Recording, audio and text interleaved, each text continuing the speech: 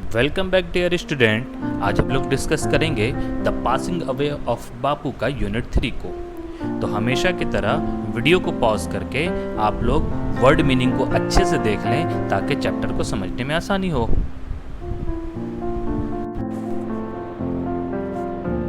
तो चलिए शुरू करते हैं।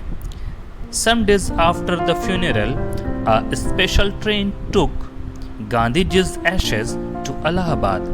गांधी जी के अंतिम संस्कार के कुछ दिनों के बाद उनकी अस्थि को एक खास ट्रेन के जरिए इलाहाबाद ले जाया गया। The compartment was decked with flowers. और ट्रेन के डब्बे को फूलों से सजाया गया था। People on the train sang bhajans.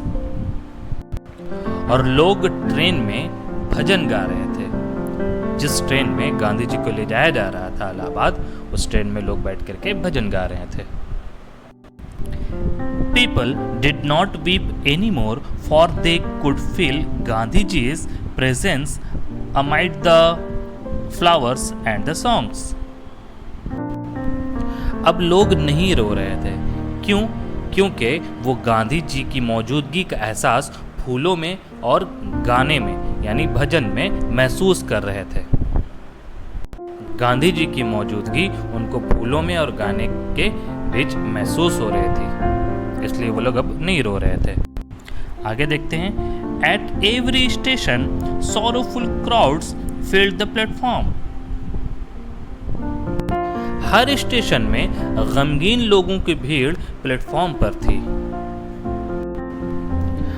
Amid song and prayer, the train reached Allahabad.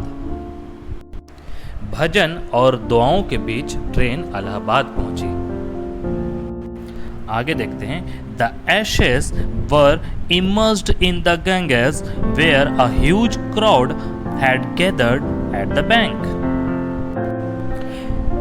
Gandhi ji के चिता की राख को यानी उनकी अस्थि को गंगा में डाल दी गई, जहां पर काफी तादाद में लोग उस घाट पे यानी गंगा के बैंक पर किनारे पर जमा थे। Afterward we all went back to Delhi. इसके बाद हम लोग सारे लोग वापस दिल्ली आ गए।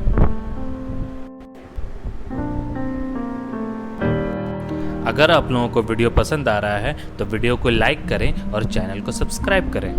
आगे देखते हैं। Back in Delhi I felt at sea. Delhi पहुंचकर मैं खुद को गुमशुदा महसूस कर रही थी। I had not directly walked with Gandhi ji, gone to prison at his call or made any sacrifice for my country. मैं कभी भी सीधे सीधे गांधी जी के साथ नहीं चली और ना तो मैं उनके प्लान पर जेल गई थी और ना ही मुल्क के लिए किसी तरह की कुर्बानी दी थी। यहाँ मैं से मुराद खुद ऑथर है Nayantara Sahgal. My sister and I and other young people like me had been merely onlookers. मेरी बहन और मैं और दूसरे नौजवान लोग मेरी तरह सिर्फ तमाशाई थे, सिर्फ देखने वाले थे। But still I felt at sea. लेकिन इसके बावजूद भी मैं खुद को गुमशुदा महसूस कर रही थी।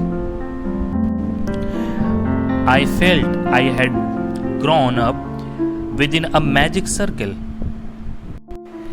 मैं ये महसूस की कि मेरी परवरिश एक जादुई घेरे मैजिक सर्कल में हुई। With Bapu's passing away, I felt the magic circle had vanished, leaving me unprotected. और गांधी जी के गुजरते ही, गांधी जी के मौत के बाद मैंने महसूस किया कि वो जो जादुई घेरा है मुझे गैर महफूज छोड़कर कहीं गायब हो गया। With an effort, I roused myself. काफी कोशिश के बाद मैंने अपने आप को संभाला। I asked myself, had Bapu lived and died for nothing? और मैंने अपने आप से सवाल किया कि क्या गांधी जी का जीना और मरना क्या बेमानी था? क्या इसका कोई मतलब नहीं था?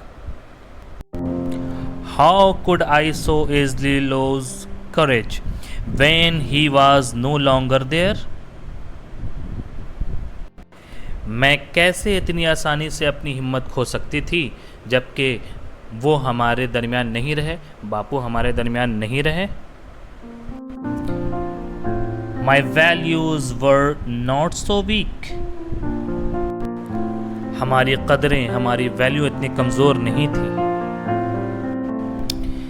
Millions of people would have been ordinary folk but for Bapu. लाखों लोग आम लोगों की तरह होंगे लेकिन गांधी जी के लिए नहीं। गांधी जी के लिए कोई भी आम नहीं है। सारे लोग एक अपने अंदर एक खूबी और एक अहमियत के हामिल हैं। सारे लोगों की कोई ना कोई इम्पोर्टेंस है। इसीलिए तो गांधी जी कोई भी आंदोलन करते हैं तो वो आम लोगों को लेकर के चलते हैं ताकि उनको पता चले कि वो आम लोगों की तरह नहीं है, वो हर एक में कुछ न कुछ खास बात है। इसलिए हर आंदोलन में वो आम लोगों के साथ आगे बढ़े थे ताकि उनको उनकी इम्पोर्टेंस, उनकी अहमियत, उनकी वैल्यू बता सकें। He brought them out of indifference and awakened them to one another's suffering. उन्होंने उन्हें लाताल्लुकी से निकालकर एक दूसरे के दुख दर्द का शरीक बनाया। एक दूसरे से लोगों में लाताल्लुकी था, कोई रिलेशन नहीं था, पर लेकिन उन्होंने, गांधी जी ने क्या किया, एक दूसरे का दुख दर्द में शरीक होने वाला बनाया, एक दूसरे के साथ मिलना सिखाया गांधी जी ने। What if now Bapu is gone? We were still there, young, strong and proud to bear his banner before us. क्या हुआ अगर गांधी जी नहीं रहे? हम नौजवान, मजबूत और शान से उनके झंडे को आगे बढ़ाएंगे, फख्र के साथ आगे बढ़ाएंगे। आखिरी लाइन देखते हैं। Bapu had passed away but his India would continue to live in his children. Bapu गुजर गए लेकिन उनका हिंदुस्तान उनके बच्चों के दिलों में रहेगा।